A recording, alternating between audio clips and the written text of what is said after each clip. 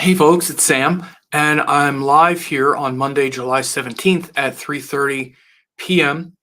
I'm talking about the new moon in Cancer that just happened here today on July 17th. And this new moon is where the sun and moon come together. As you can see, they came together here at about like less than 1 degree of Cancer, where the sun has just moved into Cancer. It was in Gemini, and then we're also going to have another new moon at the very end of um, Cancer as well in like 30 days. It's and at 29 Cancer. Sorry, this is a phenomena called Adhika Masa, which means like extra month. And so we're going to talk about this big Cancer cycle time, as well as drop in again a little bit about with the upcoming Venus retrograde, which is also very big. I'll drop a link in the comments as well about the way to get the free Venus webinar. So these are a few things that we'll be talking about today. Please like, share, and subscribe, and ring the bell on YouTube to get notified of new videos and live streams. Also, leave a comment, share it with others on Facebook, Twitter, or other social media platforms. So yeah, I'm here typing in the link to the Venus retrograde webinar that you should definitely check out. venusspecial.com is where you can get that, and it's really it's actually for you in all 12 signs, so that you can understand this upcoming Venus retrograde cycle from Leo to Cancer. These qualities of Cancer will be very important, and again, especially since we have this Adhika Masa happening, where we have 2 lunar months in a row happening in the sign of Cancer. Now, this happens every few years. It's a known phenomena, and it actually really reinforces and reestablishes the principle that the months are really based on lunar nodes, and not just the I'm sorry, on lunar cycles, and not just the months, but the 12 cycles, 12 zodiac signs, 12 months of the year are really in origin based on measuring the 12 lunation cycles that happen each year. Now, again, every few years we have 13 in one of the signs. That should and that's called Adhika Masa again, which just means extra month or inter-calendar month. And I was recently at a conference where I talked about the fact that 12 derives from 12 lunation cycles each year. And that means this is why we have 12 months. It's why we have 12 zodiac signs. And the person said, well, isn't the fact that we have 13 every now and then, doesn't that disprove the theory? Because how come sometimes we have 13? No, that actually proves the theory. The exception proves the rule. This, which is, again, sometimes people, their thinking is backwards. Because it's normally 12, that mean, but these aren't exact numbers. These are aggregates. These are approximations. Because again, you could just do the math, and I did for him. I was like, 12 times 30 months is what? Well, that's 360 days, right? So we used to have 360-day year, but then we realized it was 365 because they used to have an extra month every 6 years to accommodate for the fact that it wasn't 360. Then they made it 365 days in the year, but then every 4 years we have to accommodate that it's actually 365 and a quarter. So we have a leap day every 4 years. So again, the cosmos doesn't run in accordance with the gross projections, but typically we have 12 lunation cycles each year. And of course, that's in aggregate of 12. So it's not hard to understand why every few years we'll wind up having 13, where we have 2 months in a row where the new moons happen at the very beginning of the sign and at the very end of the sign. So we have this new moon happening at the very beginning of Cancer in Punarvasu Nakshatra. I think the last Adhika Masa was Virgo, if I'm not mistaken. It was like 3 years ago. or like it's like 2.5 years. I'm sorry, it is a known phenomena, and I don't have it off the top of my head. So people can go ahead and correct me and then say, "Shouldn't you know this? You're an astrologer. Shouldn't you know every single thing?" I do know it, but I don't have it off the top of my head right away. Like I should know exactly that Mercury retrograde's like 3.5 weeks, Venus, but I don't have every single detail off the top of my head. So anyway, um, but this Adhika Masa is very important because again, you can see on July 17th, it happens at less than 1 degree of Cancer, and then August 16th, which is like you say 30 days away, it's at 29 degrees of Leo. So barely 1 degree, and then 29. So again, that's like 29, 30 days. We have the new moons happening. So what that means is that it's a lot of Cancer energy. It's like, well, what does that mean? Well, first of all, it means that. Big proclamation. No, but Cancer is the sign of, it's ruled by the moon. It's obviously where we're trying to transform our emotions into devotion, where we want to have devotion to things, not just be emotional about them. And we're very emotional, and through the ego, we experience life. I should say, we experience life through the ego as emotions, when in fact, the ego is just one part of the or I'm sorry, the emotions are just one part of our emotional of our feeling capacity. Excuse me.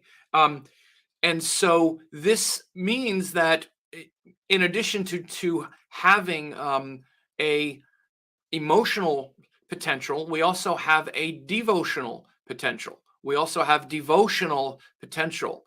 Here's an image. Here's a graphic that I'm putting together as I'm about to finish a few things here. See here, and you could see on this graphic that you can see there's this realm of, this is really kind of the way the universe is sort of laid out. We have this realm of Atman, Paramatman, Jiva Atman. Then Lord Vishnu has taken form as the 9 planets through gunas, elements, and other aspects of Maya and illusion. And then the ego comes in, and the ego, which is that feeling of separateness, comes in and refracts all of that pure energy of like the sun into vision, power struggles, the moon into love is the purity, the sattvic quality of the moon is love and devotion, like the love of a mother for a child or you for your animals and pets, that pure love.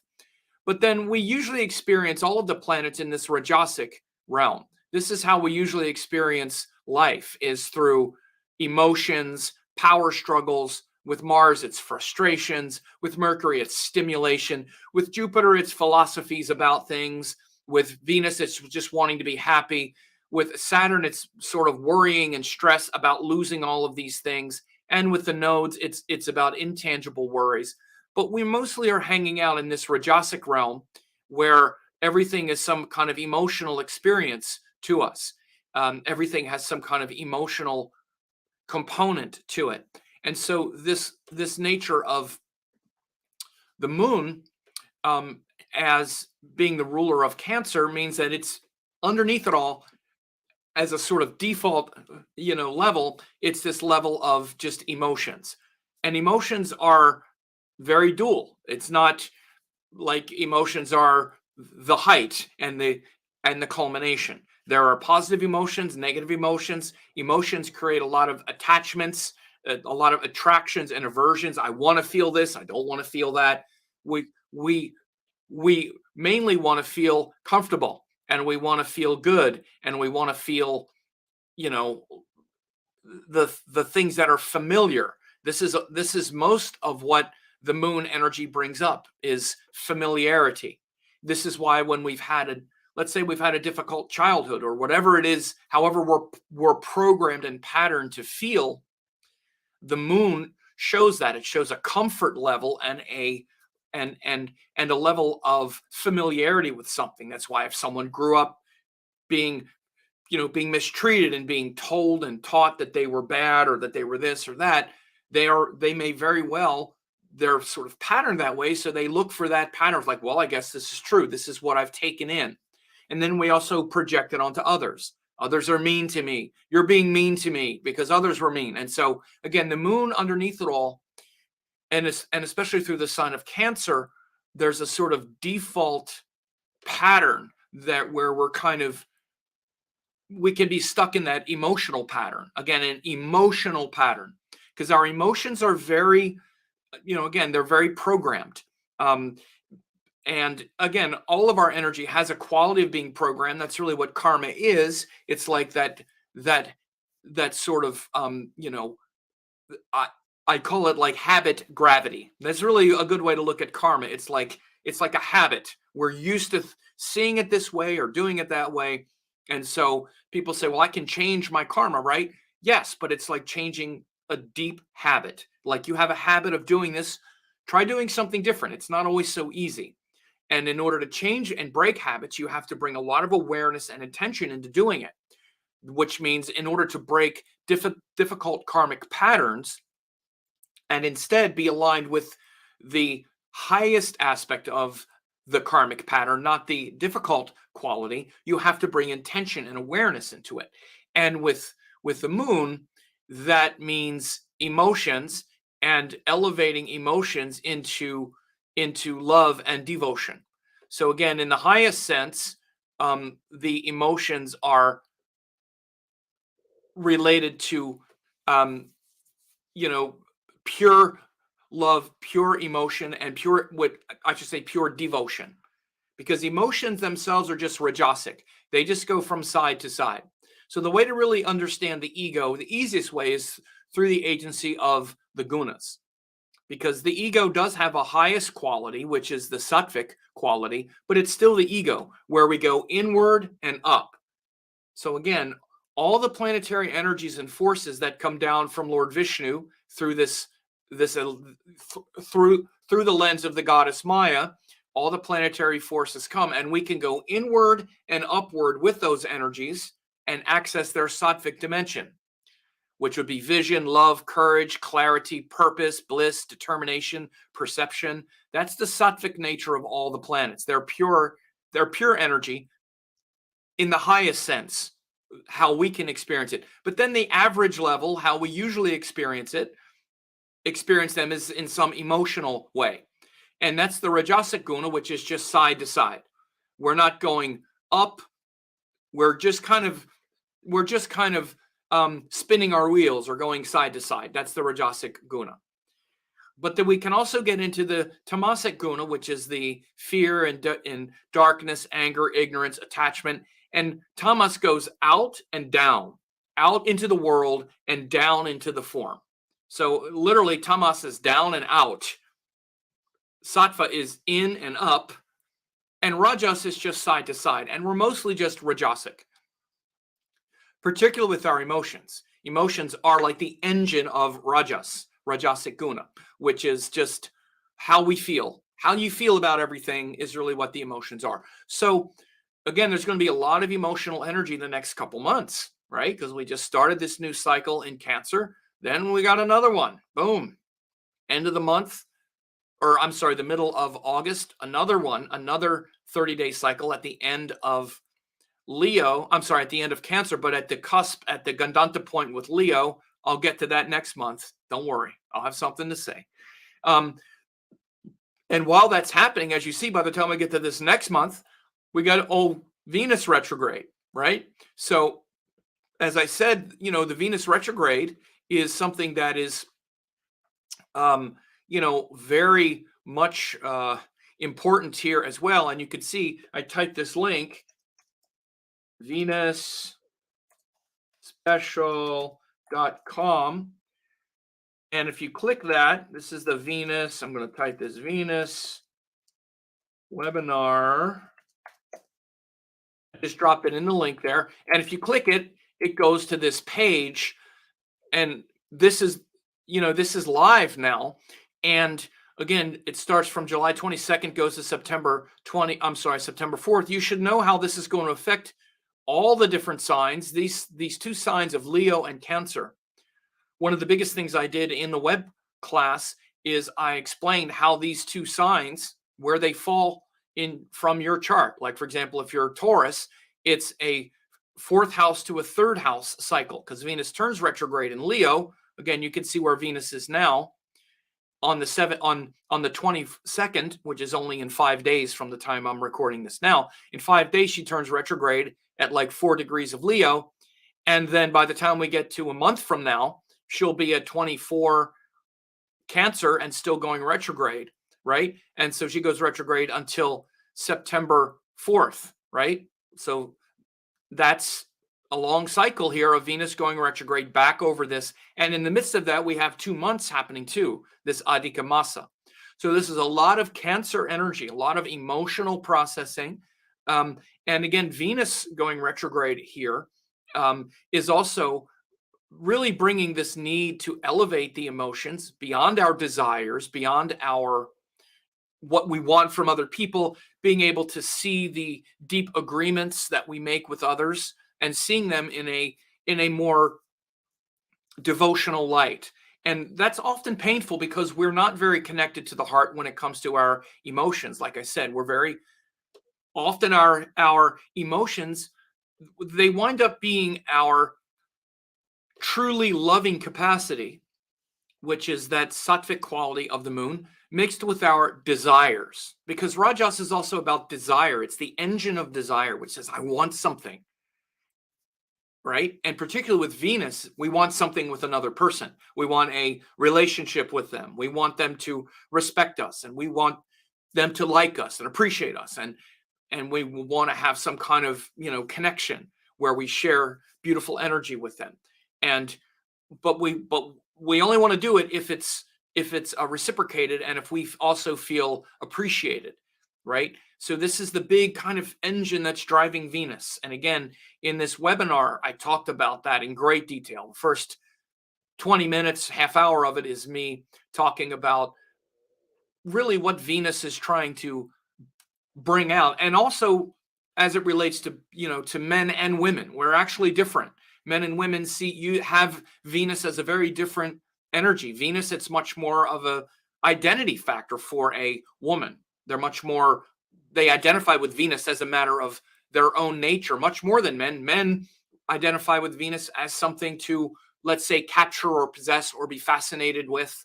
So it's very different how we approach Venus, and how, like Venus, or how like women would approach the Venus energy with, let's say, men, because I did obviously use relationships as an example, but also business agreements, other kinds of agreements where we have desire and we want to share beauty and have rapport with equals, because Venus really governs that relationship we have with grown-ups, the conditional relationship. You should understand that romantic relationships, just like business agreements or whatever, they're not selfless. In fact, they're 100% conditional. I get this, you get that. It's very much an agreement. And as soon as the agreement feels like it's unfair, even a little bit, we're like, oh, wait a minute, let's go back and get this right. Now, that doesn't mean every single moment has to be exactly fair. But it means that this is what we're actually looking at. And that's very different than what we're looking at with Cancer. I just used the example of the sign of Cancer as being ruled by the moon. That's unconditional love. That's devotion, like being devoted to a child, being devoted to our pets, being devoted to our gurus. We don't want anything in return from those relationships. We don't love our cat because we want the cat to respect our boundaries, or to, whatever it would be, or the dog to appreciate all the food we give them. No, we have the dog and the cat just because our nature is to love, and we want to love something, and it's our privilege to love them and take care of them, just like our children or whatever, right? I use animals as an example because children, they tend to grow up, and then we have a little bit different relationship with our adult children or whatever, and parents and whatnot. But animals, it's often a very pure relationship. where we just want to protect and feed and nurture and love these innocent beings. We don't really care about getting anything back, right? The dog can poop on the floor. We don't like it, but we'll clean it up and we'll do that. We take care of them, right? But if our boyfriend or girlfriend poops on the floor and expects us to clean it up, it's a whole different matter, because that's not fair. You wouldn't want me to do that to you. And what if I did that to you? And how would you feel if I did that to you? And it's endless. What would you feel like if I did that to you? Stuff in relationships. It just winds up being how can I trap you into seeing that if I did that to you, you wouldn't like it? Relationships can just turn into that, right? I say romantic ones, but business partnerships as well have this quality of not that kind of thing, but where we're always making sure that the exchange of energy that we're putting forth is worth it, and that the agreement that we've made is worth it, right? And so those things come down from a higher state where there is no self, where there's Paramatman, pure self, no form, universal self, and then up in that high realm of the Jiva Atman, or that self with you that goes from lifetime to lifetime, that Jiva Atman, in that realm of Prakriti and the karmic mind, there's still this capacity for this holistic awareness that transcends all of the karma and the Maya and the ego, etc. And again, this is also the pure nature of the sun and the moon. And these things are very important now, because this is where we have so much energy. And underneath it all, even though we have this worldly karma with the sun and the moon, as I said, as the diagram shows, the sun as the soul and the moon as the heart, and they're also refracted through the prism of Maya down into our karmic, distinctions. On a higher level, the sun and the moon are also transcendent sovereign energies. And so this is really a time, these next couple of months, where we're not just working through emotions and relationships and all these things I've been saying in a more mundane level, but it's also much more of a sort of clarion call to something transcendent. And with the Venus, with the Venus going retrograde in Leo, again, which is ruled by the sun, who governs the Paramatman, the supreme self, the transcendent self. Any planets in Leo are trying to burn through the illusion of incarnation, and even the illusion of the mind, the illusion of all the forms, and the Prakriti and the matter. The sun is the planets in the sign of Leo, whether in the natal chart or by transit or whatever, are really trying to extract that pure essence, which is beyond, which is transcendent. And planets, as they go through Cancer, or planets in Cancer, are really trying to feel that holistic connection where it's not just emotional. Because again, if we get down into the Maya and the ego of the sun and the moon, you could see that the sun underneath it all is that pure power, that pure soul, which is unembodied, and the moon is that experience of the self in a transcendent way. But then it filters down through the ego. Again, in the highest sense, the sun gives that vision and the moon gives that pure love. But then it gets darker and darker through these gunas, and the sun turns into power struggles, because we see that we only get so much power and then we struggle with other people. Again, the moon is emotions, which is up and down. And then in the darker sense, again, it's power struggles and emotional struggles, just in a simple way. So these are some of the big themes that we'll be dealing with.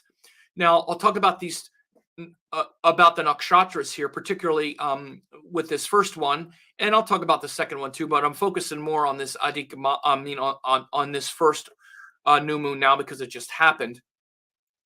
This is Punarvasu, which is at the very the earliest degrees of a Cancer at the end, and this has this crossover with Gemini, again, because what we know to be true is that in Indian astrology, I'm going to make this a little smaller, of course, the Rashis and the Nakshatras are aligned. So we don't have this zodiac that's based on the seasons. The zodiac begins with Aries and Ashwini at the beginning. Aries and Ashwini at the beginning of the zodiac, which um, uh, nails all of the nakshatras in place. So then by the time we get to this point, where we've just finished 30, 60, 90, and we're starting, this is like the 91st degree from Aries and Ashwini. This is the nakshatra of Punarvasu, which begins at 20 degrees Gemini and goes to 3 degrees and 20 minutes of Cancer. So Punarvasu is where the energy of Gemini, which is the energy of curiosity, play, experimentation, comes into the heart and has to be anchored in the heart, because all the information that you know, or that you think you know, all the information and data that you've gathered through Gemini, because that's what Gemini is. Gemini starts with Mrigashira, where we're curious and looking for, we're actually looking for that eternal wisdom at the beginning of Gemini, curious. And then in the middle of Gemini, we have Ardra, which is ready to fiercely defend and fight for what we know is true. And then the last degrees of Gemini, from 20 of Gemini into Cancer, is where we need to take this information as inspiration and connect it to the heart and bring it down out of the head into the heart. That's the beginning of Cancer. Then as the nakshatras move through Cancer, again, the next one is Pushya, where we then need to take that life experience and information and allow it to nurture us and others. And then Aslesha, the last nakshatra, where we need to go even deeper into the devotional quality and get wrapped up and tangled up in that purity of love and joy and wisdom, just like a mother is wrapped up and tangled up and embracing her child. That sacred embrace is what we have in Aslesha nakshatra. But again, we have to embrace pure love, not desire, not emotion, not just emotional desires, but devotion. That's the key to Cancer. By the way, you may have heard why Aslesha nakshatra, that's a hard one, it's difficult, it's hard, difficult, bad. Again, it's difficult, bad if there's attachment to desire and getting tangled up in desire. Then that attachment to the desire creates a lot of emotional compulsion. So if we're not tangled up and embracing and wrapped up in desire and emotion, and instead we're wrapped up and tangled up in devotion, which is the highest qualities of Cancer, then Aslesha is one of the most powerful nakshatras going, because it takes that incredible intensity of the heart and the emotions, and the moon herself, which is that embodiment of love and purity of heart, and brings it into a sacred and divine embrace, like a mother's embrace of her child. Look at how the embrace of a child is different than the embrace of like a lover we want to possess. Don't leave me. Don't leave me. Right? Again, it's totally different. It's like the difference between the emotions and the devotion I said earlier. Right? So this is the thing to keep in mind with all this Cancer energy. It's about elevating emotion into devotion. And when we do that, then it's not so painful. But again, we have a lot of energy going through Cancer right now, and usually we're very emotional. And many times the sign of Cancer is frankly one of the more painful ones. Now, again, but also Cancer people experience incredible highs. And I'm not just saying people, but planets there can be quite painful because we're so emotional and not devotional. So keep this in mind always. But the thing is that people that have those planets in Cancer have this higher potential for devotion, because devotion is natural. Like if someone doesn't have many planets in water signs, it can be very hard to experience devotion, because again, that's the nature of the water, is first to be emotional, but then to elevate it. So it's really better to have the potential and then elevate all of that intensity than to not have the potential.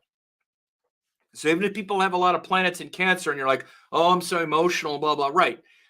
On the surface, that's the way it's going to feel. But it also brings enormous potential to elevate beyond just emotion into devotion. So again, I hope this was, helpful for you to hear these things. And again, please go to the web class on Venus. It's just venusspecial.com. It's definitely worth your while to check that out.